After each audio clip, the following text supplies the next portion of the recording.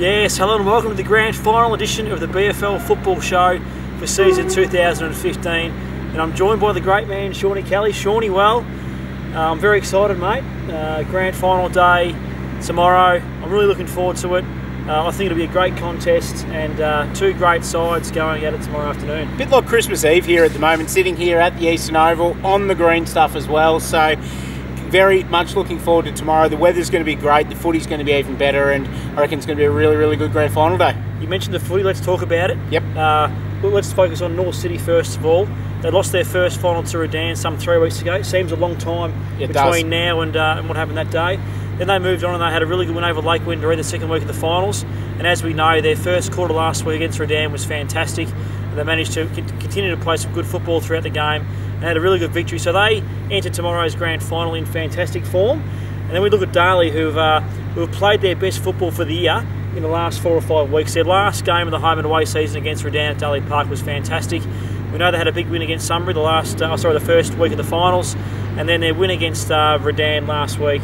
Their win against Redan 2 weeks ago was super. So both sides go into this grand final with a lot of confidence. They do indeed. Obviously, Darley's first grand final since 2008 here in the BFL. North City's third in the last 3 years, and look, I reckon that might actually come into the game as well. If North City get away to a start like they did against Redan last week, I've just got a feeling it's going to be really hard for Darley to peg them back because it'll get up here. Yeah. If North kick those first 4 goals, having been in grand finals before, they'll know what they need to do to shut down. Darley will start to doubt themselves. Having said that, if Darley are in the game at quarter time and maybe ahead or only down by a goal or so, game on for the rest of the game. It's an interesting point you make because they haven't had too many players that have played in BFL grand finals, but Taddy Edwards said on Wednesday at the media conference that they've got a lot of players that have played in grand finals at high levels. So I don't think they'll be overawed by the experience at all. I mean, we've got Shane O'Brien comes into the side this week. He's played obviously in AFL grand finals. Yeah. A lot of guys who have played in grand finals in different leagues. So I don't think it'll come into it too much. The week off, Darley's obviously had the week off. After a long, hard season, will it have an impact? We see in the AFL how important it is for players to have a week off. Will it mean that Darley have got an extra advantage tomorrow? I'm not too sure. What are your thoughts? Look, it's hard to put a week off in the AFL compared to a week off in local footy. AFL players train every day. Yep. They tax their body so much throughout the year.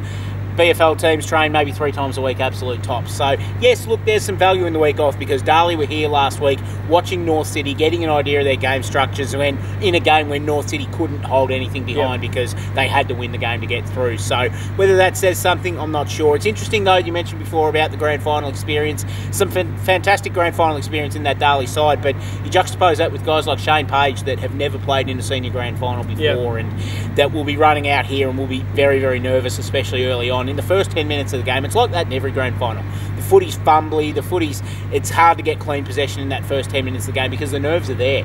With the North City having been here twice in the last 2 years, don't experience those nerves because of it. And bringing in a couple of pretty handy players, Jared Graham, Sam Bromley-Lynch, that were here last year as well, whether they get that chance and are a little bit cleaner in that first 10-minute period, I suppose is yet to be seen. So I'm going to ask you a question about North City's forward line. I think if Darley are to win the game, they need to limit the impact of Marcus Darmody, Sean Lyle, and also Derek Mickliffe. 3 really exciting players, 3 players who can have a massive impact on the scoreboard. And I think if Darley's backmen can I suppose curtail their influence on the game, will certainly go a long way to them winning the premiership. Oh, will indeed. Sean Lyle hasn't had the final series he had in the last couple of years. We absolutely tore it apart, so he's due, I reckon. Yep. We know how good a player Derek Mickliffe is, and he's running himself back into form, as is Marcus Darmody at the moment. Big job for Taddy Edwards, big job for Darren Leonard. You probably see Jake Edwards start back. Yep. Depending on how the game flows, though, I wouldn't mind seeing Darley throw Jake Edwards forward and try and stretch North City the other way because you look at North City's back line, Ryan Hobbs, full back in the team of the year, one of the best defenders in the league. After that, though, a lot of running types. You've got Brendan Howard there who can hold down a key position, but Ryan Luke's more effective when he's loose. Daniel Jones is more effective when he's loose. If all of a sudden they've got to be accountable for Reece Ellis, Dane Grenfell, Jake Edwards, Harley Inglis, all of a sudden the game could come under Darley's terms. We know that Darley's top 5 or 6 players, I think, are as good as any top 5 or 6 in the competition, probably, if not better than any other top 5 or 6. You look at Page, Edwards, Stephen Kennedy, Lyons, O'Brien comes back into the side. I just think if Darley's fringe players can have an impact tomorrow, that will certainly help them a lot. Look, I just think it's going to be a great contest. As we know, Darley played in a grand final back in 2008 and were very stiff not to win the game, taking nothing away from Ballarat on that day, but certainly the burn and the desire will be in that stomach to get the victory tomorrow. Will it? Because there's only 2 players from that 2008 side that are playing tomorrow, Jared Edwards and Darren Leonard. The other players don't have that history. They've inherited that history, but they haven't lived through it. So I'm sure, I don't know whether that burn will be there. I'm just going to pull you up on that one. Yeah, I see what you're saying, but I think that knowing that the club hasn't won a flag for quite some time, not so much looking back on what happened that day, but just knowing they're playing, representing a club that hasn't won a premiership for quite some time. They've never won a premiership in the Ballarat Footy League. Exactly. So, in saying that though, it's a grand final. You know, all 44 players running in have got a lot to play for. So, I think it's great to see 2 sides coming into a grand final, both in fantastic form. Both haven't played. Both teams have had stages throughout the season where they haven't played great footy, but you want to play your best football at the right time of year, and that's what both clubs have done. Exactly right. Darley, I watched Darley play here in round 17 on this ground against East Point, and that day I thought they're going to be lucky if they get through the first week of the finals. They lifted a gear the next week against Redan. As you said, they played their footy at the right time of the year, and here they are running out in the grand final tomorrow. North City, exactly the same. They lost that first final, got flogged in that first final. Came back the next week in a first semi-final where there's no tomorrow.